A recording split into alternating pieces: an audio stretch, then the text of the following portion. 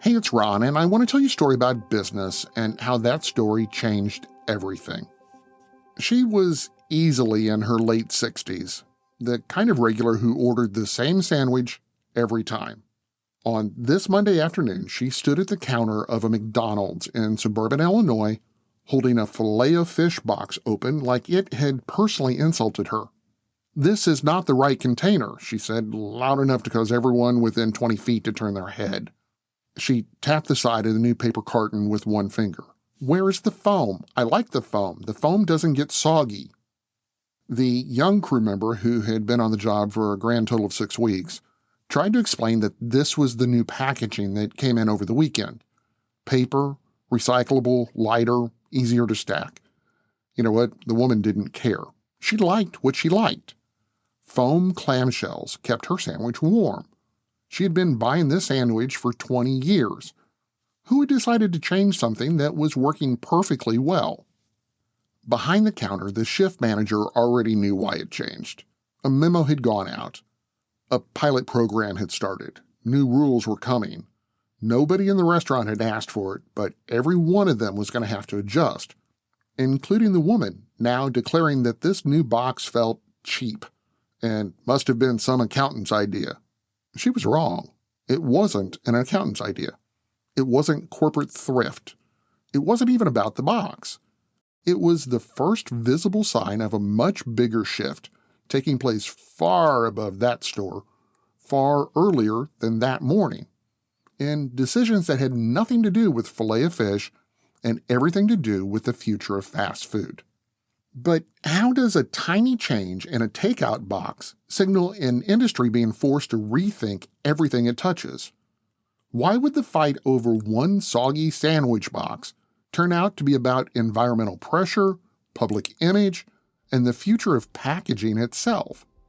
And on January 29th, 1990, how did a memo about the switch from foam to paper marked the moment fast food had to start answering to forces far bigger than its menu?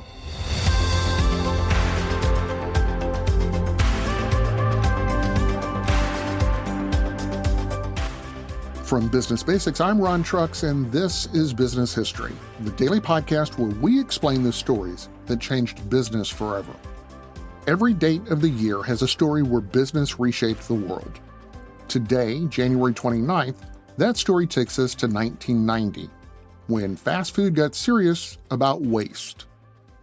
By 1990, McDonald's wasn't just a restaurant chain. It was a packaging machine. Every sandwich, every fry, every side moved through a disposable container. And the backbone of that system was the foam clamshell, a lightweight, hinged box made from polystyrene. If you grew up with them, you remember the feel immediately. They were rigid, bright white, snapped shut with a little click, and kept heat better than anything paper could manage at the time. They stacked cleanly, stored easily, and were so cheap that McDonald's bought them by the millions without even thinking twice. But outside the restaurants, cities were starting to think twice. Landfills were filling up, waste hauling fees were rising, foam didn't decompose, didn't compact well, and didn't recycle in any meaningful way. What had been an operational win for decades was turning into a reputational liability. If a company relied on families, convenience, and trust, it couldn't ignore the fact that its most visible packaging was becoming a symbol of the throwaway culture people were suddenly talking about. That's when an organization by the name of Environmental Defense Fund stepped in. EDF wasn't a protest group. They didn't chain themselves to anything. They were an environmental research and policy organization with a different strategy: data and partnership. Their pitch to McDonald's wasn't "stop using foam because it's bad." Their pitch was, "Foam is becoming a business risk. Work with us and we can help you reduce waste, improve cost, and get ahead of the pressure." Inside McDonald's, the first conversations were cautious. Foam clamshells worked. That mattered. Changing them meant changing supply chains and storage and workflows and customer expectations, changing everything. But the financial and brand pressures were building, and standing still was beginning to look more expensive than moving. That tension set the stage for the memo that hit boxes on the morning of January 29th. It announced a pilot program, new packaging, new requirements, and the first clear sign that McDonald's wasn't trying to win an environmental argument. It was trying to stay ahead of a business problem it could finally see coming.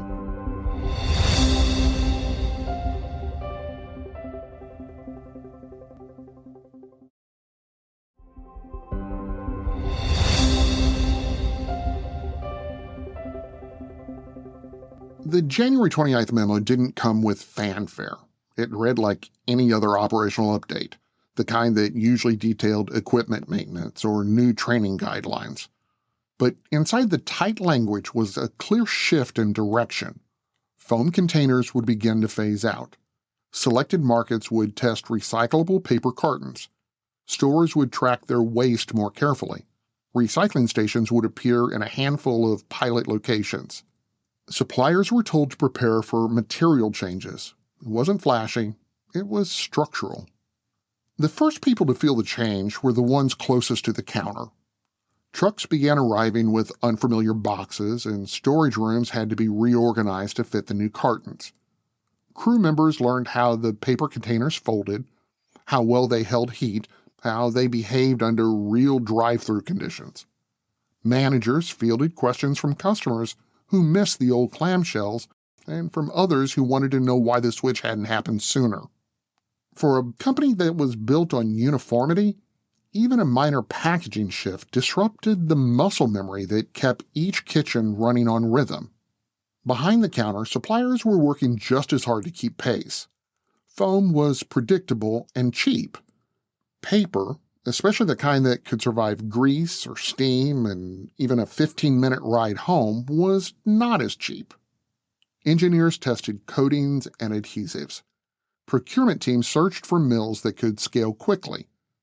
Waste haulers called regional offices asking how these new materials were supposed to be handled, and while all this churn was happening, competitors were quietly watching. When the market leader takes a step like this, everyone else has to consider whether they can keep standing still. Inside McDonald's corporate offices, Environmental Defense Fund analysts sat in meetings with operation teams, working through waste data and performance issues. It was a partnership no one would have imagined a decade earlier, and yet the early results were practical, not ideological. Smaller packaging footprints lowered shipping costs. Recyclable materials reduced public relations pressure. Customers responded more positively to visible environmental efforts than the internal teams had expected. The memo's real impact wasn't the switch to paper.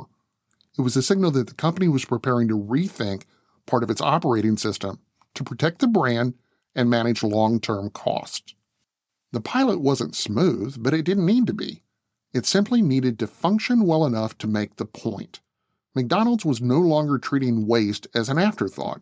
It was treating it as a strategy. And the moment that memo circulated, the rest of the industry began planning for a world where foam clamshells were no longer a given.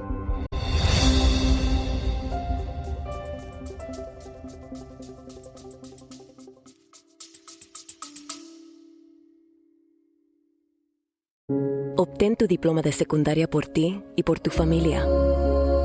Visita completatudiploma.org para encontrar centros educativos gratuitos cerca de ti. Presentado por Dollar General Literacy Foundation y The Ad Council.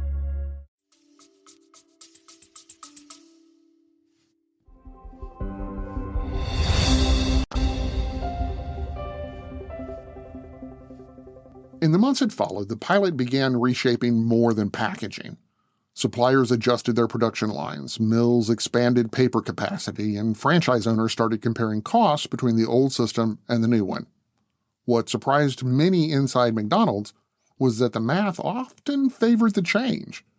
The shift away from foam reduced some shipping expenses, it simplified storage, and softened the company's public image at a moment when consumer trust mattered just as much as ever, if not a little bit more. The broader industry reacted just as quickly. Competitors began testing their own packaging revisions. Cities that had been struggling with landfill capacity saw an opening to formalize recycling requirements.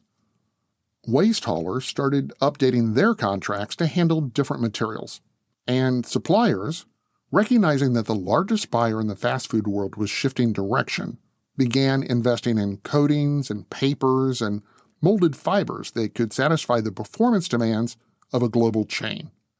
But even as the recycling bins rolled into restaurants and the paper boxes stacked up in storage rooms, a more complicated truth sat underneath the progress. Recycling was never a perfect loop.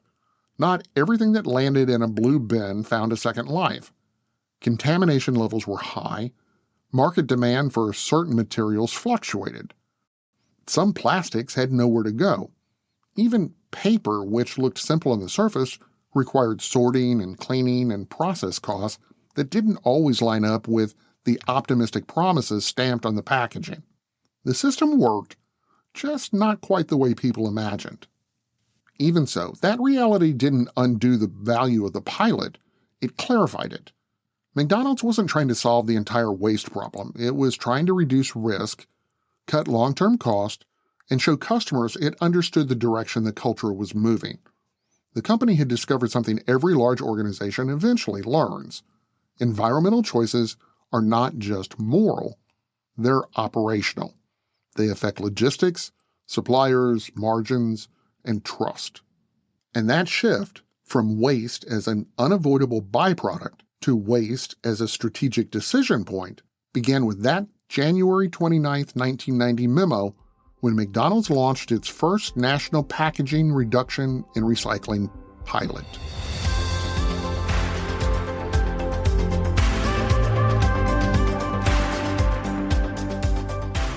I'm Ron Trucks, and this is Business History, the podcast that finds the turning points behind the headlines. To hear more stories like this, follow us on Apple Podcasts, Spotify, YouTube, or wherever you listen. And if you're enjoying the stories, please don't forget to subscribe and leave a quick review. It helps more people find the story behind the business. And if you actually want to understand business without the fluff or the buzzwords or the MBA language, start by visiting businessdailypodcast.com. We all crave something new. At Hertz, new is what we're all about. New adventures, new experiences. When you book with us, you'll be cruising in our newest fleet yet. New features, new tech, and of course, that new car smell. All that wonderful newness, all with no strings attached. So go on, book your new car fling at Hertz.com. Your old car at home never has to know.